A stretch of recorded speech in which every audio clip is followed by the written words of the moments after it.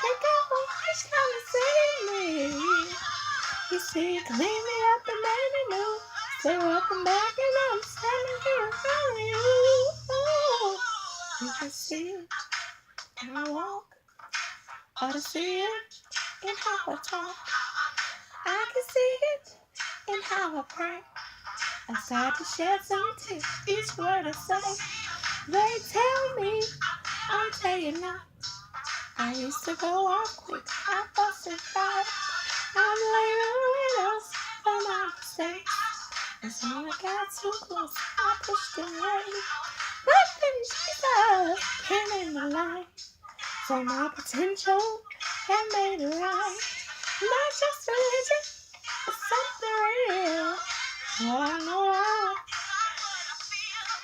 You can tell me like I can. Look at me, I'm born again. It wasn't easy, what I went through. I'm stronger now. Hey, different. Oh yeah, I'm different. Look at me. Hello, beautiful people. How are you? I want to come and see how you guys are doing today.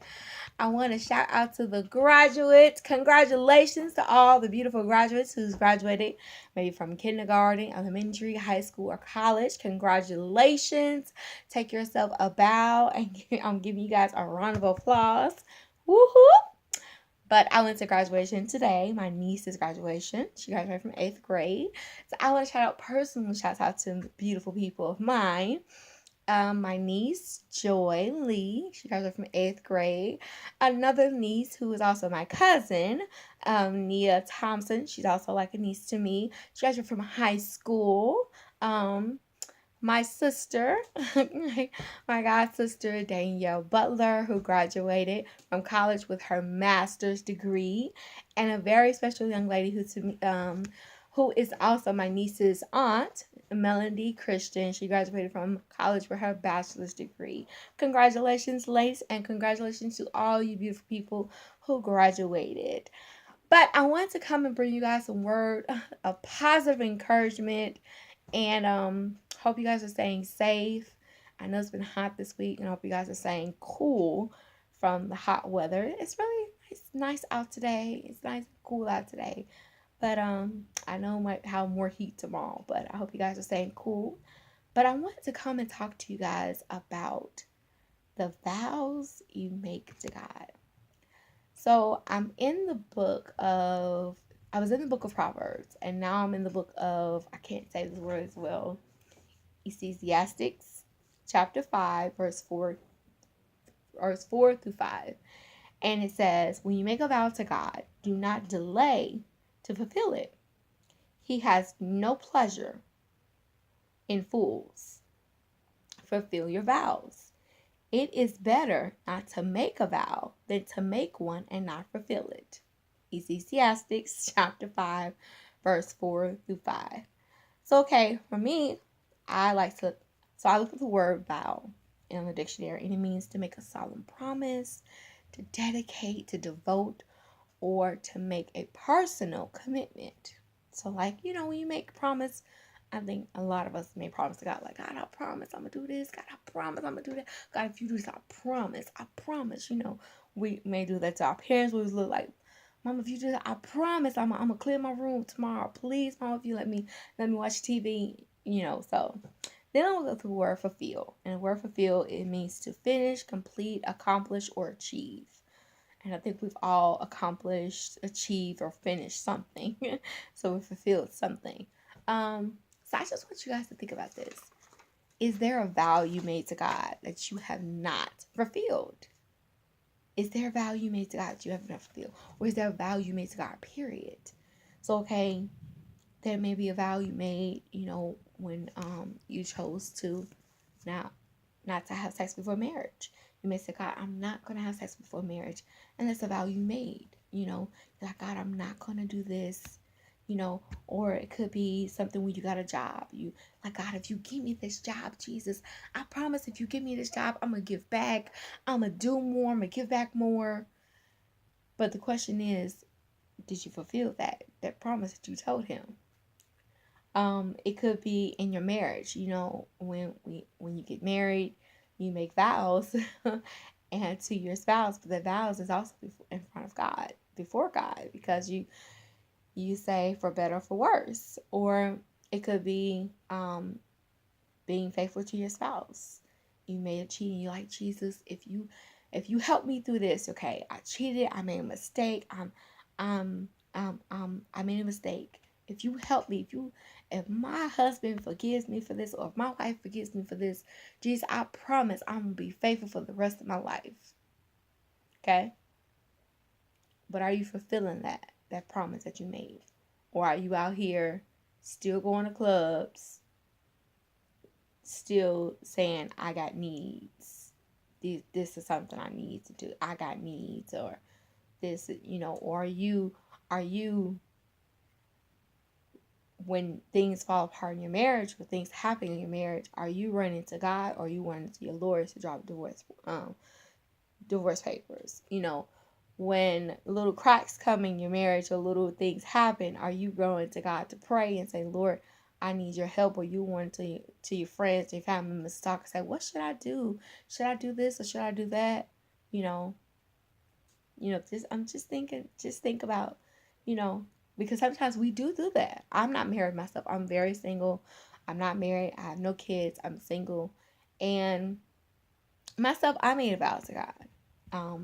There was a time before, I've been saved for 4 years. So before I got saved, there was a vow. Before I got saved, I wasn't in a place where I wanted to be. When you have that, I wanted to be married by a certain age. I wanted to have kids by a certain age. And it wasn't just something, it just felt like that things wasn't going the way I wanted to go. I didn't know about God's timetable. I didn't know about God's will. I just know about mine. It was about me. I wanted. And I got tired, and I was down, and I got tired of being sick and tired. And I remember sitting in my room, getting on my knees, talking to God. And I said, God, and I wasn't low. I wasn't talking very low. I was loud. That's how desperate I was for change. I was loud, and I was like, God, Jesus, I need you. I need your help. I promise, if you help me, then I will go to church. I will go to church and give my life to you. I will go to church and give my life to you. I promise that on my floor. After all the crying that I did, I got up, I called my sister. Monica. And I said, hey, can I go to church with you on Sunday? And she said, sure, no problem. Didn't know what church was going to look like. When you ask someone to go to church with you, to go to church with them, you say, hey, can I go to church with you? And they say, sure. You don't know. You never know what you're walking into. What I mean by that is that God sets things up for a reason, specifically for you when you go to church. I went to church, Oakdale Covenant Church. It's a church my sister used to go to. And it's my church now because I go there now. It's my home church that I go to. So I went to church with my sister. People very, like, good morning, how are you? Hi, good morning. So I go into church and I'm sitting down, and in the midst of it, before I said to God, I give my life to you, I was searching for friendships. I was searching for friends and things of that way. And it's like, okay, God, I was just searching for friends, but didn't know Jesus would be my best friend. Didn't know that he would be my number one friend. Lord have mercy, Jesus. I didn't know that he would be my best friend. So as I in this church, I'm sitting here. I'm new here. Know no one besides my sister. I don't know the pastor, who is D. Dirk Griffin. I don't know the choir members. I know no one. So this young lady gets up to sing, and there's 2 songs to sing. She sings My God is Awesome by Charles Jenkins. And then her in the choir also sings I Have a Friend in God, and he calls me friend. And the tears start to flow down my face. Because at that moment, I finally realized that I didn't need to look anymore. I had a best friend, I didn't need to look anymore. But I just gave him my life and gave myself to him. Tears are flowing now, sorry. But to give myself to him, I didn't need to look anymore. But to know that he is my best friend. That's a vow that I made to him, that I will go to church. But I didn't know that he was, so I didn't know that he would be my best friend. And he, all that time, searching, looking, he's just saying, just try me. I'll be your best friend to the end. I'll ride for you like 4 flat tires, and you never know. I will never leave your side. I will never leave you nor forsake you. I will be your best friend. I love you unconditionally. And he is my best friend. He is most definitely my best friend. And it makes me emotional time, because it's like, I said to God, like when I was saved for 2 years, like, why didn't I, do this sooner? Why didn't I find out about you sooner? Why didn't, get saved sooner? And it's more or less that maybe it wasn't the time. But I want to talk to you guys about vows. That was a vow that I made to God. And I fulfilled my vow, because my life is so much better because I am saved, because I gave my life to him. I didn't know what I was getting into when I went to church. All I said is, God, I promised to go to church, and I did.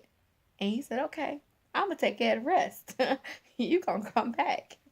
And I've been an Oakdale for 4 years. I've been saved for 4 years, and that is the church that I go to, my home church that I go to. I visit other church, but that's church I go to. I love being in Oakdale. I love being in the city of Oakdale. So, but I want you guys to think about the vows that you made to God. Like, seriously, are you fulfilling those vows? Did you vow that, God, if you heal me, I'll stop smoking and drinking, If you do these things, I'll stop hanging out with certain people, stop doing certain things. Think about those vows you made.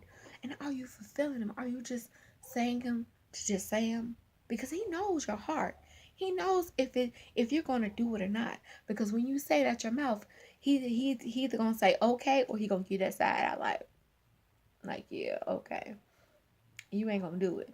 You ain't going to do it. You got a little bit more growing to do. And he's probably gave me that side out before I was saved. Because I'm probably like, God, if you do this, I'm going to do it. And he probably like, yeah, okay. You got a little bit growing to do, So just think about that, because to me, I think that when we ask God for things like, God, give me this job, and he give you the job and you don't end up giving, I think he should take the job back from us. I think he should. But he's not like that. So like if you go to a furniture store like Room Place, go to Room Place, you got like this nice just living room set. You got the living room set, you got the china cabinet, the table, the end table, you got everything, the bedroom. You got your house decked out. And you paying monthly bills, right? Month-to-month bill for your furniture. If you miss a payment, what's gonna happen?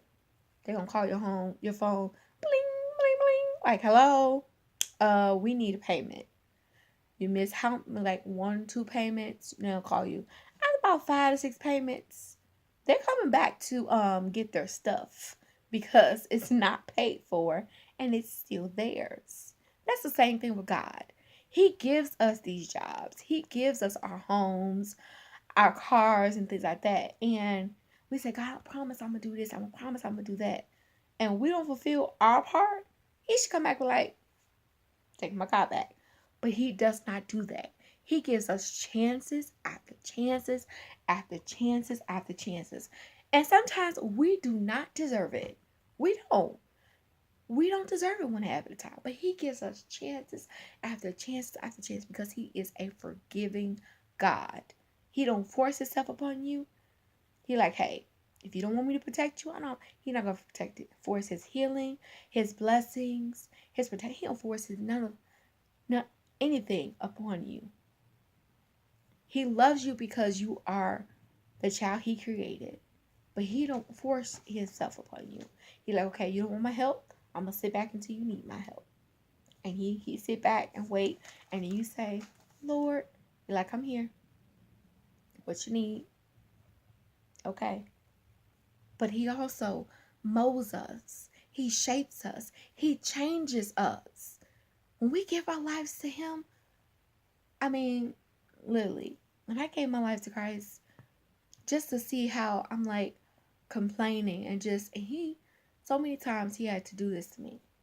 Shut my mouth, like, Maria, shut up.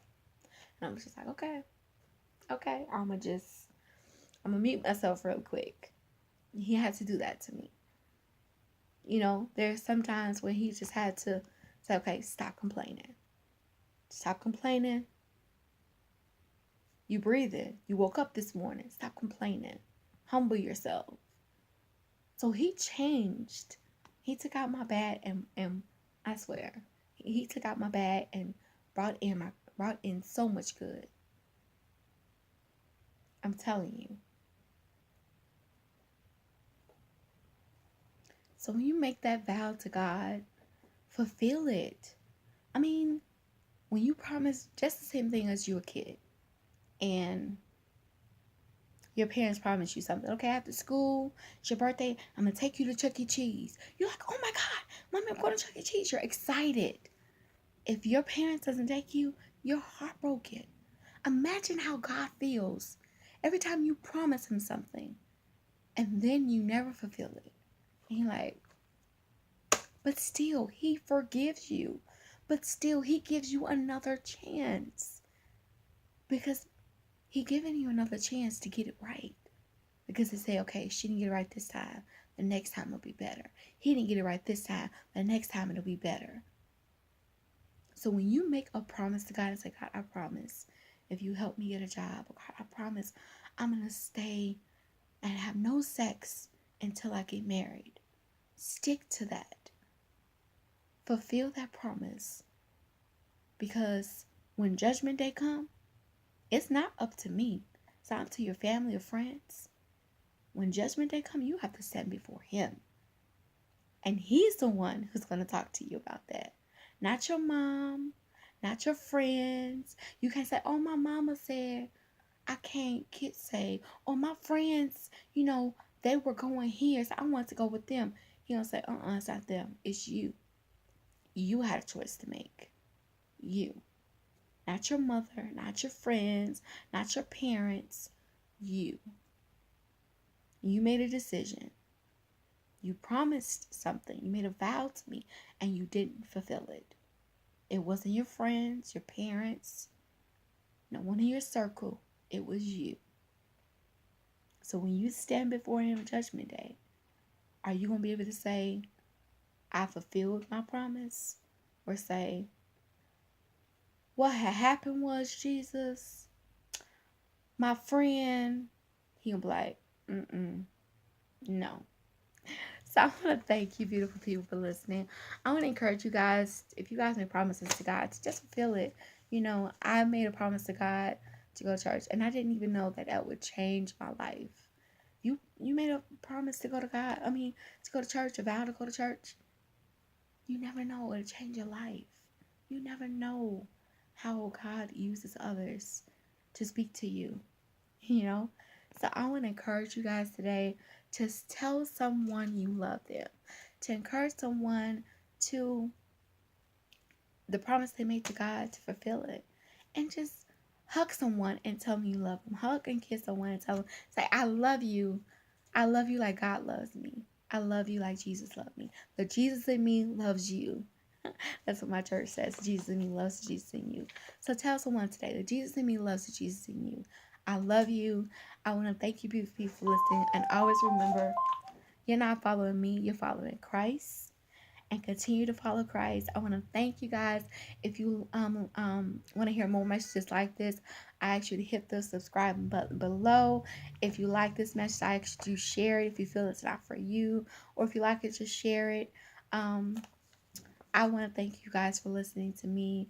If you're not saved, you want to get saved, or you just want to give your life to Christ, you just want to start going back to church and just start find a good base church to go to or just give your life to Christ, I ask you to leave a message below saying hashtag I need Jesus, and I will leave you a phone number where we can talk and further discuss the decision you made. I mean, I have a church home. If you guys do not have a church home, my church home is Oakdale Covenant Church. It's on 94th and Vincennes. If you guys would love to come, I would love to have you. Just leave me a